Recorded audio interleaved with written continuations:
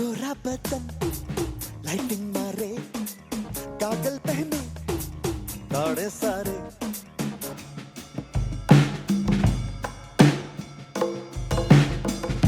Doctor पलाश सेन 90 के दशक के आखिरी सालों और सन 2000 के दशक के शुरुआती दौर में ये नाम संगीत प्रेमियों के लिए एकदम जाना पहचाना नाम था। पेशे से हड्डियों के डॉक्टर होने के बावजूद पलाश सेन हिंदी संगीत जगत का एक बहुत बड़ा नाम बने। अपने दोस्तों के साथ मिलकर इन्होंने भारत का पहला Hindi rock band euphoria establish किया था और अपने बैंड को लोकप्रियता के शिखर पर बैठा दिया था।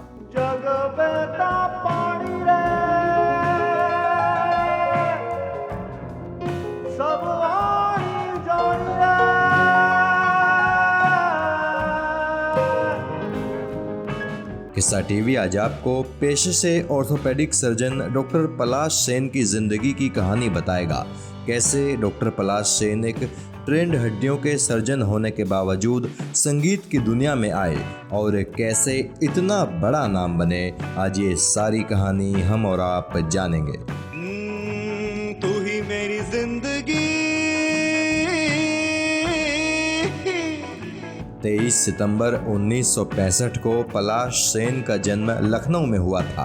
हालांकि इनका परिवार वाराणसी का रहने वाला था। इनके घर में सब डॉक्टर हैं। इनके पिता डॉक्टर हैं, इनकी माता भी डॉक्टर हैं।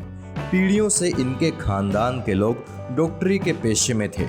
ये छोटे ही थे तो डॉक्टरों का इनका परिवार दिल्ली आ गया। दिल्ली में इनका बचपन कनॉट प्लेस की रेलवे कॉलोनी में गुजरा था। दिल्ली के ही सेंट कोलंबिया स्कूल से इनकी स्कूलिंग हुई। इसके बाद परिवार की रीत को आगे बढ़ाते हुए इन्होंने university college of medical science Delhi में MBBS में दाखिला ले लिया। चूँकि इनके परिवार के लोग संगीत के भी काफ़ी करीब रहे हैं, इसलिए पलाश सेन को भी बचपन से ही गाने का बड़ा शौक था। MBBS की पढ़ाई के दौरान गाने का इनका वो शौक और भी ज़्यादा बढ़ गया।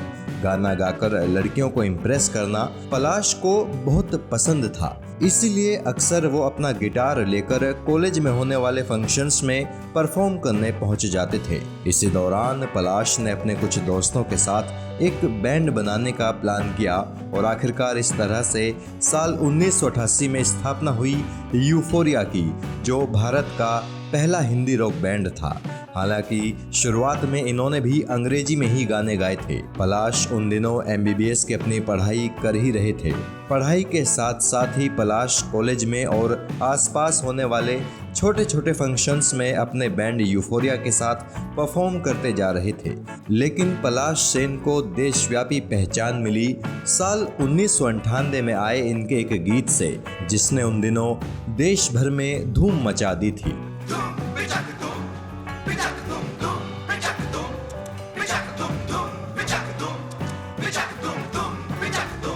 पलाश अपने बैंड के साथ छोटे छोटे प्रोग्राम्स में परफॉर्म करते जा रहे थे। एक दिन एक टीवी चैनल वालों ने पलाश सेन और उनके ग्रुप का एक छोटा सा इंटरव्यू लिया। पलाश सेन ने उस इंटरव्यू में अपना एक गाना गाया जो कि माँ बेटे के रिश्ते पर आधारित था।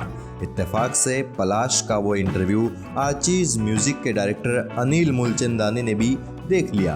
अनिल मूलचंदानी को पलाश की गायकी का अंदाज बेहद पसंद आया। उन्होंने किसी तरह पलाश और उनके बैंड यूफोरिया के बारे में जानकारियां निकाली और एक दिन पलाश को अपने ऑफिस में मिलने के लिए बुलाया।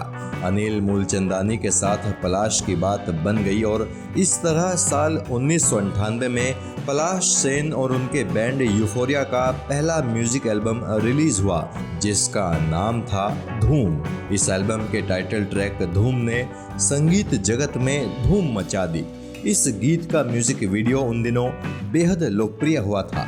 दूरदर्शन के उस जमाने में केबल टीवी अपने शुरुआती दौर में था, लेकिन पलाश दूरदर्शन से लेकर हर प्राइवेट चैनल पर धूम मचा रहे थे। लगभग 10 साल की कड़ी मेहनत के बाद आखिरकार पलाश सेन और उनके बैंड यूफोरिया को वो पहचान मिल पाई थी जिसे हासिल करने का ख्वाब हर कलाकार देखता है। 11 गानों की उस एल्बम को पलाश और उनके साथियों ने महज 11 दिनों में ही रिकॉर्ड कर दिया था। पलाश अब देश का जाना पहचाना नाम बन गए थे। पहला एल्बम कामयाब हुआ तो पलाश ने अपने दूसरे एल्बम की भी तैयारी शुरू कर दी। दूसरे एल्बम में ही वो गीत था जिसने उस दौर में पलाश को युवाओं के दिलों की धड़कन बना दिया था।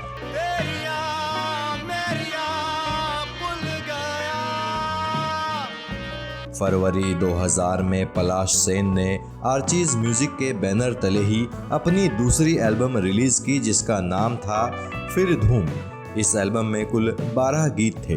इसी एल्बम का 11वां गीत मायरी जब लोगों ने सुना तो वो पलाश सेन के फन के मुरीद हो गए। उस दौर के युवाओं में तो पलाश सेन का क्रेज काफी ज्यादा हो गया था। टीवी हो, रेडियो हो, कैसेट्स हो या फिर सीडीज हो, पलाश हर जगह छा रहे थे। एक के बाद एक पलाश सेन ने अपने बैंड यूफोरिया से 5 स्टूडियो एल्बम रिलीज किए और इस तरह यूफोरिया भारत का सबसे ज़्यादा सक्सेसफुल बैंड बन गया।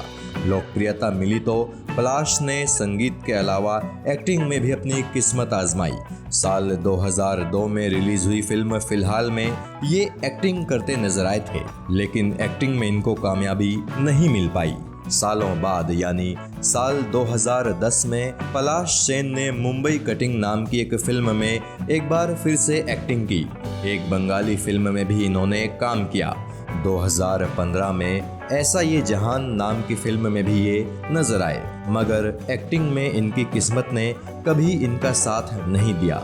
2017 में पलाश सेन ने सबको चौंकाते हुए डायरेक्शन में अपना हाथ आजमाया।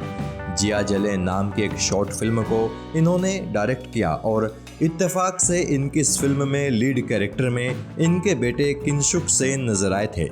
ये फिल्म कॉपीराइट के चलते विवादों में भी आ गई थी। पलाश सेन खुद भी एक दफ़ा उस वक्त विवादों में आ गए थे जब साल 2013 में IIT बॉम्बे में कॉन्सर्ट के दौरान इन्होंने कुछ ऐसा कहा था जिस पर कई महिला संगठनों ने आपत्ति जताई थी। इसके अलावा आमिर खान के सुपरहिट शो सत्यमेव जयते की धुन पर कॉपीराइट नोटिस भेजने के बाद भी पलाश सेन मीडिया की सुर्खियों का हिस्सा बन गए थे।